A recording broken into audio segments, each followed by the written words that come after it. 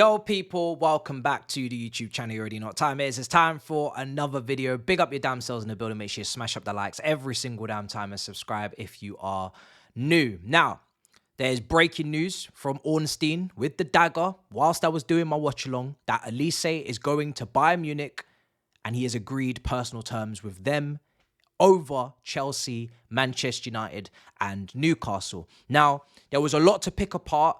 I have calmed down a little bit since the breaking news because I was absolutely stunned. I was staggered because every ITK, who are now going to be renamed as IDKs because they don't know, right? Every briefing, every report, every journal was saying that Chelsea are really close to getting this deal done. It's been going on for weeks, almost months at this point, that Chelsea are leading the race for Olise. Now, I always felt that we were ahead of Manchester United in the race for Olise because Manchester United don't have the luxury, I guess, of prioritizing a right winger. They have a striker that they need. They have a centre-back. They need multiple midfielders, potentially a left-back with the injury concerns of Sean Malacia.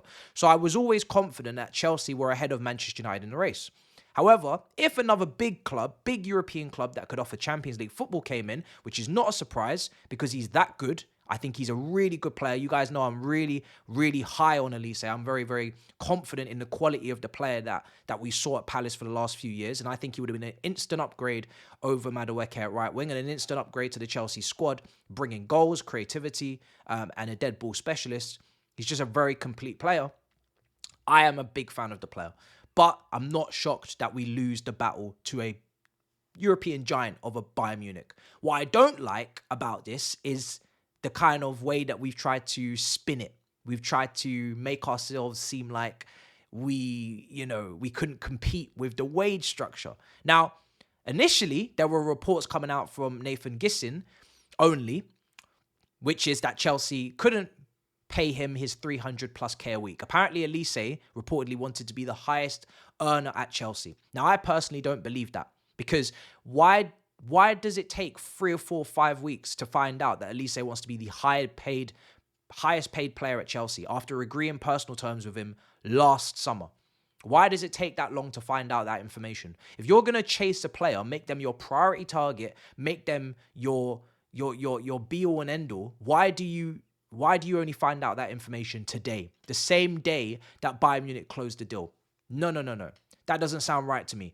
What happened, in my opinion, feels like you just got rejected. It just feels like you just got rejected, right? It was between Bayern Munich, it was between Chelsea, it was between Man United, Newcastle, and he just chose Bayern Munich. You just have to suck it up.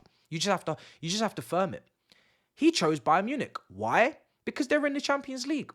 Because now it's come out from Christian Falk, who maybe we shouldn't believe, but maybe more will come out. I'm kind of waiting for Olise's wage and his contract at Bayern Munich to be signed so we can see how much he makes. But apparently it's 220k. Now, some of you in the chat will believe that 220k is fine for Olise and it's worth the paying him that, especially if you're going to give him a 6, 7, 8 year deal, which we could have done and amortize the first 5 because of rules. But you're going to have him on that contract for the majority of his Chelsea career, and that's the peak money he'll make, right? Or some of you will believe that that's too much money because of our new wage structure, 150k cap, and he'll be making more than the likes of Palmer, etc. Whatever way you wish to look at it, no problem. However, one thing is for sure is that at some point, the Enzos, the Caicedos, and the Palmers, and the Nkukus, if they perform to the level that we expect them to, because of how highly we rate them, they will want 220k a week. So this problem is not going anywhere. It may have gone somewhere today, may have disappeared today, but it's not going to go anywhere in the long term. If we're going to have a top team with top players in the first 11, they might be able to come in now on lower wages because they're coming from, maybe lesser clubs or they're coming from, rotation roles at Man City. But at some point, they're going to want big money because if big players perform to high levels, they want high money, high quality wages. So listen, it's not a problem that's going anywhere. I'm disappointed. I think at the very least, it's happened in a position that we thankfully have quite a few options in. We could potentially keep Palmer on that right wing, playing Kuka in the 10. We could see more of Madueke next season, who is starting to show signs. We have Esteval coming in next season. So thankfully, it didn't happen in a position where it was an absolute dire need. However, it's very disappointing because like I said, it's annoying that we keep getting all of these briefings, all of these reports, and it drums up all of this expectation that just amounts to absolutely nothing. And that's why I don't do daily news, because I don't want to mislead you guys into thinking things are happening when really it's not. We're getting a whole heap of links today to generational centre-backs from Argentina and another striker from Germany when we were just linked with Samuel, and we were just linked. It feels like either agents are linking their players to us to up their value and get other clubs interested. It doesn't feel like any deals will be done for us until the Euros is over, until July, but we'll find out. But it's annoying that Chelsea could have signed in my opinion, very close to potentially world-class player and Premier League proven and ready to upgrade this first 11 today, next season, add to the points tally, give us guarantees. I think Olise does that. And we weren't able to get him because most of the players we're linked to, I can't say the same. I can't say it guarantees anything. I can't say it's going to improve our first 11. I can't say it's going to improve our points tally. It's all hit and hope. It's all potential. It's all development. It's all questions. This guy, there was no questions for me. It was guarantees. So at least now, yes, we will probably move on to more important positions. But it would have been great. It would have been great, I must say. But now Esteval has a clear path. Madueke somewhere, wherever he is in the world, will be dancing. Absolutely dancing. That brother will be, grafting and grinding on any gal in close vicinity, bruv, because he's going to be gassed tonight. He just got life. Madueke caught serious life tonight.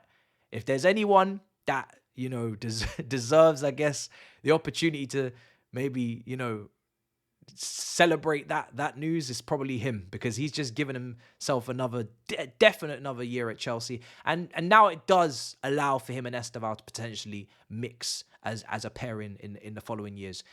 Maybe it gives a bit of extra hope to Angelo. I don't think it gives much more hope to Amari Hutchinson, because I still think he's potentially on the chopping block with his low cost and high potential income. But we'll see who comes in for him. So we have right wingers.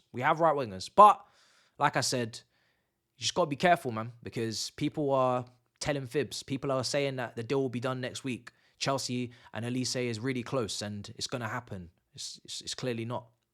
Judging by this video, it's clearly not happening. How disappointing. But it's clearly not happening. So yeah, we look out for that Bayern Munich wage. I don't like all the briefings. I don't like all the cover-ups. It's not every single time a deal doesn't go in our favor, it's because it's somebody else, or it's because someone's asking for too much money, or it's because, just accept that we just got rejected. It happens. We got rejected, right? He looked at Bayern Munich. He looked at us. They're in the Champions League. We're not. Probably could both afford to offer him similar wages, even though 220's out of our budget. And he just said, "Nah, fuck. I'm just gonna go to Bayern." Fair. We don't have to find the 300k a week demand that was never there last week. Was never there 2 days ago, 3 days ago. If he wanted 300k a week the whole time, then why even be interested in him in the first place? Because Nico Williams, who's making 250 or 200, we're not interested in him anymore because we know the wage demands are too high. That's a very simple, quick situation to wrap up and resolve and say, right, you're out of our budget, we move. You shouldn't be peddling this notion and this news that we're gonna go for him and get him, and then what?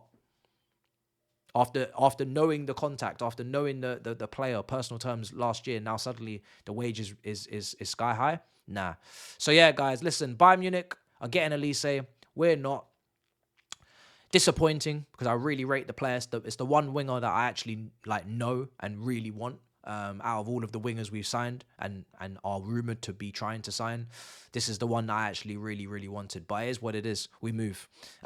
So yeah, guys, big up your damn selves. Let's see how long this 150 cap will last at our club, because I'm sure there'll be some renewals that will definitely, test those waters and question those currencies. But until then, big up your damn selves. Let me know how you feel in the comments down below. In a bit, people. Peace. Love.